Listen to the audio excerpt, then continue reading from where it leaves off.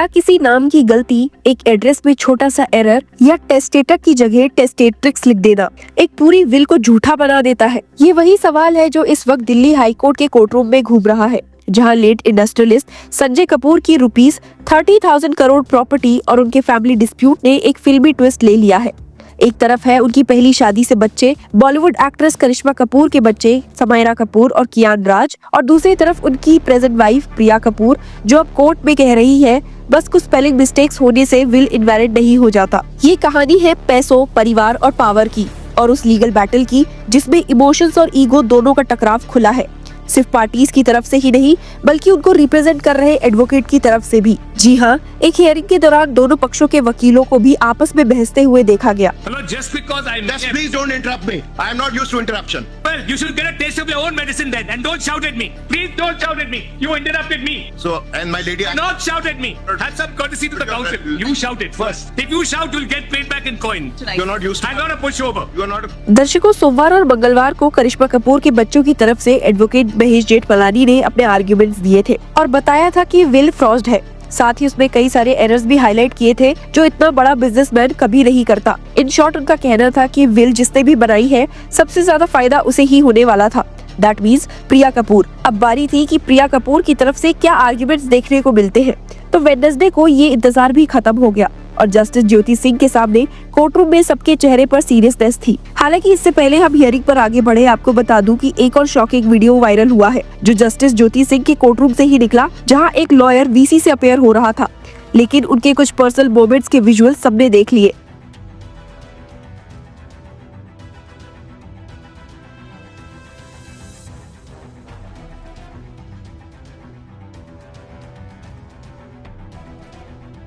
दर्शकों, इन्हीं कुछ इंसिडेंट्स और हाई वोल्टेज केसेस के चलते अब जस्टिस ज्योति सिंह का कोर्टरूम भी काफी फेमस हो गया है।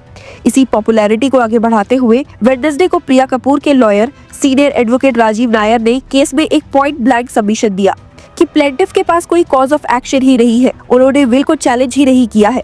उन्होंने ये कहा कि ये पूरी suit बिरेट of any cause of action है, क्योंकि ना तो एग्जीक्यूशन ऑफ विल पर कोई क्वेश्चन उठाया गया, ना ही कभी रेप्लिकेशन फाइल करके उन्होंने रिटन सबमिशन को रिबट किया है। एडवोकेट नायर ने एक काम लेकिन कॉन्फिडेंट टोन में कहा है, I disclose the will on 30 July. There were 2 opportunities to plaintiff. There was a will reading. It was read out to everyone, including plaintiff. Everybody knew that there is a will of Sanjay Kapoor in existence. Courtroom में सबको लगा कि ये एक simple civil matter है, लेकिन arguments ने उसे एक फुल फ्लेज्ड लीगल ड्रामा बना दिया। एडवोकेट नायर ने बताया कि विल का एग्जिस्टेंस जुलाई से सबको मालूम था और 15 सितंबर तक ऑफिशियली कोर्ट के डायरेक्शन के बाद कॉपीज भी मिल गई थी।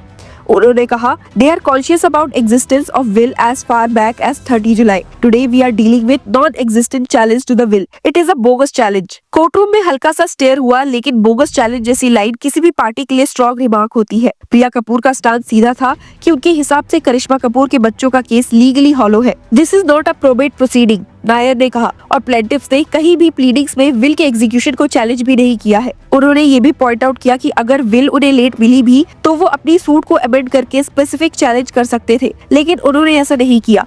फिर एडवोकेट नायर ने एक सार्कास्टिकल लेकिन शार्प कमेंट दिया जो सबका ध्यान खींच ले गया, that after 45 years I am told that there are 4 additional grounds to invalidate a will: wrong spelling, wrong address, writing testatrix instead of a testator, and closeness of witnesses. उन्होंने further कहा, I ask myself in the entire experience of your ladyship, both as a lawyer and a judge, is this the requirement of proof in a probate case that a will be invalidated on any of these grounds? Because Rajiv is spelled as RAJEEV and not RAJIV. Will it be invalidated because there is a spelling mistake? Courtroom में हल्की सी हंसी थी, लेकिन arguments deadly serious थे। Forgery has to be complete, Nair ने कहा। No mistakes will be left and this lady is not a housewife, she is an investment banker. ये line एक शार्प रिमाइंडर थी कि विल एक प्रोफेशनल एनवायरनमेंट में execute हुआ था, किसी कैजुअल नोटपैड पर लिखा गया नहीं था।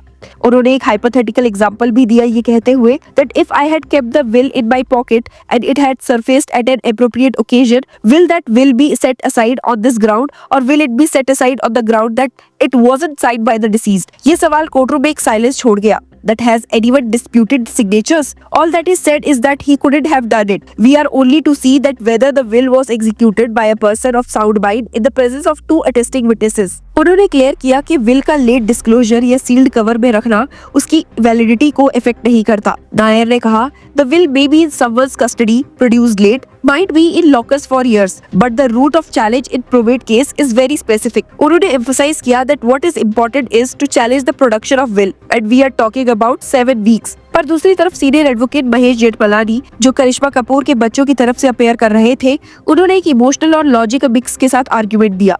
उन्होंने कहा कि विल में जो ग्लेरिंग मिस्टेक्स है, जैसे testatrix instead of testator या wrong spellings of names and incorrect addresses, ये सब शो करता है कि विल फॉर्ज्ड है। गिवन हिज विजडम, जेठमलानी ने कहा, it was not possible that the will was signed by him. उन्होंने और भी कहा that the purported will of their late father was forged as it misspelled his sons name and gave an incorrect address of his daughter in multiple places. The will is so casual that it demeans him. ये line पूरे courtroom में echo हुई, जैसे कि एक बेटा अपने father की इज्जत के लिए लड़ रहा हो। इस पूरी लीगल कहानी के पीछे एक इमोशनल नैरेटिव भी है। प्लेंटिफ्स यानी कि करिश्मा कपूर के बच्चे ये कह रहे हैं कि उनके फादर की पर्पटेड विल फॉर्ज्ड एंड फैब्रिकेटेड है और सस्पिशियस सर्कमस्टांसेस में बनी है। उन्होंने अपने सूट में डिमांड किया कि प्रिया कपूर को रोका जाए इस विल पर रिलाई करने से, ताकि उनके इनहेरिटेंस राइट्स बचे। सूट में उन्होंने प्रिलिमिनरी डिक्री ऑफ पार्टीशन भी मांगा है कि उनके फादर के एसेट्स में 1/5 शेयर मिले। उन्होंने कोर्ट से ये भी डिमांड किया है कि डिफेंडेंट्स पूरी ट्रांसपेरेंसी के साथ अपने फादर के एसेट्स और रिकॉर्ड्स डिस्क्लोज करें और जब तक केस चलता है कोई भी पर्सनल एसेट सेल, ट्रांसफर या एलिनिएट ना करें। इस केस का बैकग्राउंड और भी लेयर्ड है। संजय कपूर इंडस्ट्रियलिस्ट और बिजनेसमैन एक टाइम पर करिश्मा कपूर के हस्बैंड थे, जिनके सेपरेशन और डाइवोर्स ने हेडलाइंस बना ली थी। बाद में उन्होंने प्रिया सचदेव से शादी की, जो अब प्रिया कपूर है, और जब उनका डिवाइस हुआ तो उनके एसेट्स पर दोनों फैमिलीज के बीच एक साइलेंट बैटल शुरू हो गया, जो अब दिल्ली हाई कोर्ट के फ्लोर तक पहुंच चुका है। कोर्ट ने पहले भी सभी पार्टीज को वार्निंग दी थी कि कोई भी प्रेस या मीडिया में स्टेटमेंट नहीं देगा या इन्फॉर्मेशन लीक नहीं करेगा। Previously, the parties had told the court that neither they nor their counsel would make any statement in the press or leak any information regarding the case. लेकिन दिल्ली के legal corridors में ये case एक hush-hush gossip topic बन चुका है। अब सबकी नजर इस बात पर है कि क्या कोर्ट ये मानता है कि एक विल की स्पेलिंग या ग्रामर मिस्टेक्स उसकी ऑथेंटिसिटी पर सवाल उठाते हैं, या फिर कोर्ट ये मानेगा कि एक साउंड बाइट से लिखा गया और ड्यूली साइंड विल अपने फॉर्म के छोटे फ्लॉज के बावजूद वैलिड है। जस्टिस ज्योति सिंह के सामने आर्ग्यूमेंट्स पूरे लीगल प्रिसीजन के साथ चल रहे हैं, लेकिन बैकड्रॉप में एक इमोशनल टग ऑफ वॉर भी है। एक बेटी और एक बेटा अपने पिता की लेगेसी के लिए कोर्ट में खड़े हैं और उनके सामने उनकी स्टेप मदर है जो अपने लीगल ग्राउंड पे फर्म है। एडवोकेट नायर का एक और स्टेटमेंट कोर्टरूम में इको हुआ that there is no material today before the court to assume a different course at all. ये लाइन सिर्फ एक लीगल आर्ग्यूमेंट नहीं बल्कि एक वार्निंग भी थी कि ये सूट शायद अपने बेस पे ही नहीं टिक पाएगा। केस का टाइटल सिंपल है, miss Samaira Kapoor and another versus Mrs Priya Kapoor and others, लेकिन उसके अंदर के इमोशंस काफी कॉम्प्लेक्स है। कोर्ट ने मैटर अब फ्राइडे के लिए लिस्ट किया है, जहां अगले राउंड के आर्ग्यूमेंट सुने जाएंगे। आपका इन लेटेस्ट अपडेट्स पर क्या कहना है, हमें कमेंट्स में जरूर बताइए एंड कीप फॉलोइंग अस।